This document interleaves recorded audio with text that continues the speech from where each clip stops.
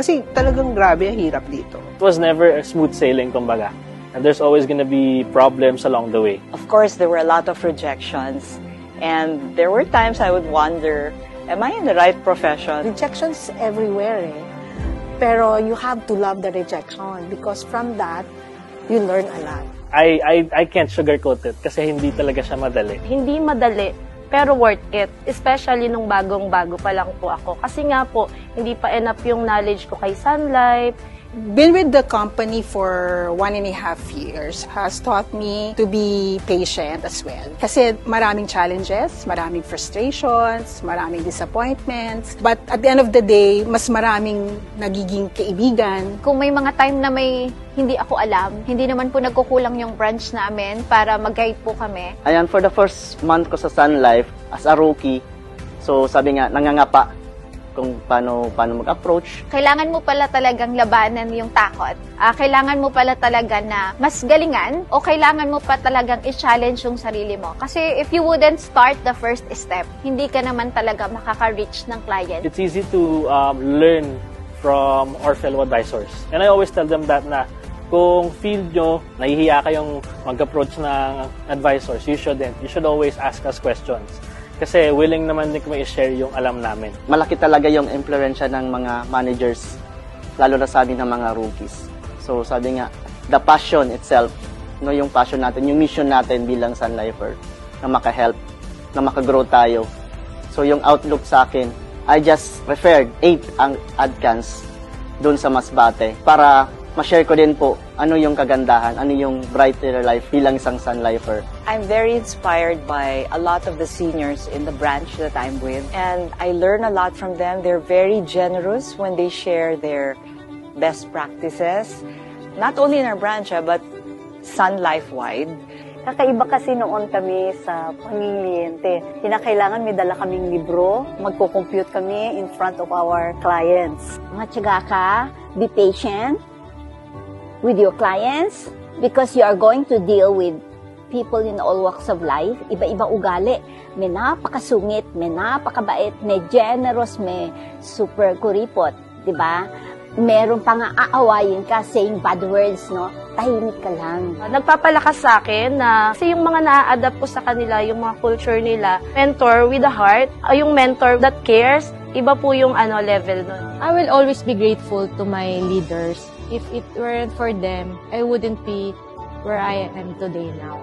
So, sa seniors kasi, honest, sobra akong excited palagi makinig sa kanila. Pag kasi sa kanila ako nakinig, ano na siya eh, may basis na siya, history. Pag sinabi nila, may pattern na, diba? So, ang ginagawa ko naman, pag natutunan ko siya, ina-apply ko siya kaagad directly. I keep on telling them, especially yung mga newbies, no?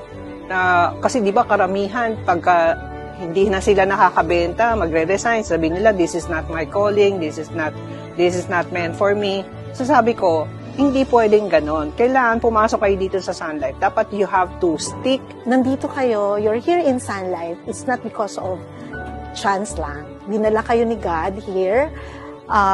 This is your destiny. But it's up to you, no? If you will accept it. Nai-inspire ako na sabi ko sana dumating yung time na maging kagaya nila ako at yun ang ginagawa ko ngayon. And it's a two-way stream kasi there could be things that you know that we don't. Seniority is a big part of it, but I feel like you learn both ways kasi. You can learn from the new ones and the old ones. Do what you want to do lang. Hindi naman iimik yung mga tao eh. Hindi naman iimik mga tao. Hindi naman nila alam kung ano yung ginagawa mo. So, do what you do lang. Yes, actually ako din, kahit matagal na ako, marami ako natututunan. Kasi sa mga seniors natin, di ba, sila na kasing expert. Feeling ko sila na yung shortcut natin. You remember Mr. Alex Narciso? Yes. Tinatawanan niya ako kasi nga every time na ina-award ako, sabi niya, Sylvia, ang ilan na ito. Tapos finally, siya pa na unang mag-retire kaysa akin. Kasi every year talaga, ayoko na. Pero pag para sa'yo talaga, kahit saan ka magtago sa cartoon na talagang para sa'yo. And every year, I had my Macaulay, so this is also my 36th Macaulay. Wow.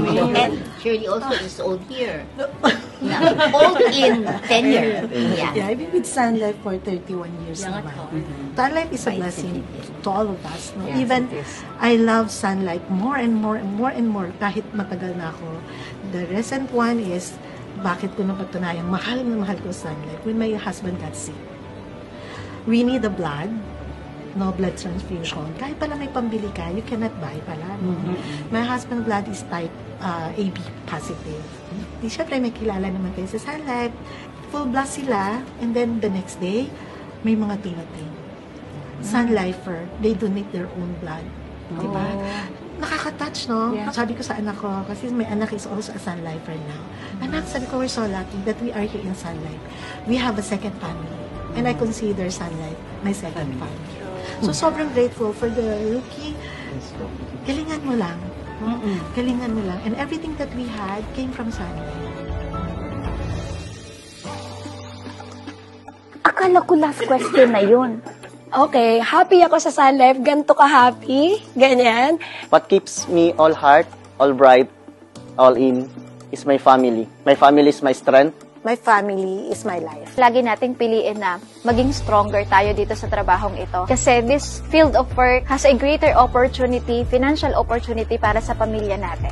I think si Sun Life, siya nagbigay sa akin ng second life. If not because of Sun Life, siguro wala na ako ngayon. Sobrang thankful ako kay Sun Life kasi binago niya yung buhay ko. I am now debt-free. And naiyak na ako. My purpose, to help people, our kababayans, to secure themselves. Mas maraming matutulungan, mas fulfilling. There's more about loving Sun Life. Sobra akong inspired and sobra akong love na love kay Sun Life. All heart, all bright, all in tayo. Dapat ako rin. And I have to lean on to that heart kasi it's not gonna be easy.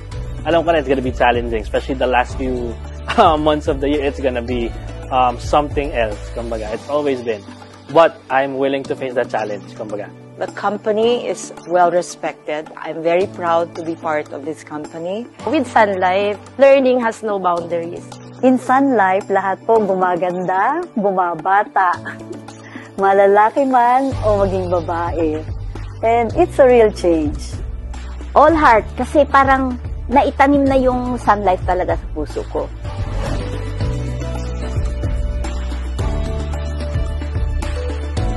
All heart, All heart, all heart, all heart, all bright, All bright, All bright, all in.